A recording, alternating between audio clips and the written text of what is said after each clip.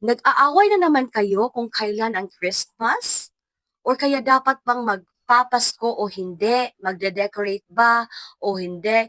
Issue ang pamimigay ng regalo kasi pagan daw pero hindi naman issue yung pagtatanggap ng regalo at pagtatanggap ng Christmas bonus.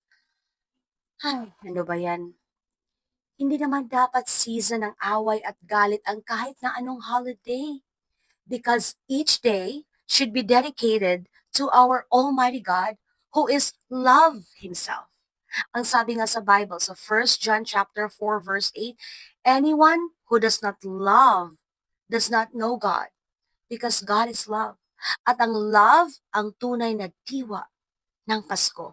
John 3:16 says, "For God so loved the world that He, the Almighty God, gave His only begotten Son, Jesus Christ, to mankind, so that whosoever believes in Jesus Christ to be the Messiah and His finished work of salvation will be saved from hell and damnation.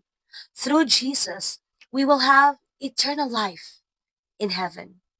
God gave. So let's receive it.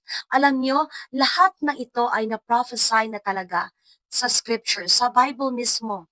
Matagal pa bago ipinanganak si Jesus, ipinangako na ng Diyos Ama sa Old Testament, kagaya ng sa Isaiah chapter 9 verse 6. For unto us a child is born, unto us a son is given, and the government will be upon his shoulder, and his name will be called Wonderful, Counselor, the Mighty God, the Everlasting Father, the Prince of Peace.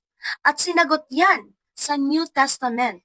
Sa Matthew chapter 1 verse 23, Behold, the virgin shall be with a child and bear a son, and they shall call his name Emmanuel, which is translated God with us.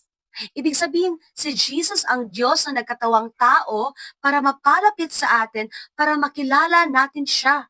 At yan yung dapat ipinagdidiwang natin araw-araw from January to December. At yes, sabayan na rin natin ang mundo sa mga seasons greetings para mas madali nating ma-share ang gospel.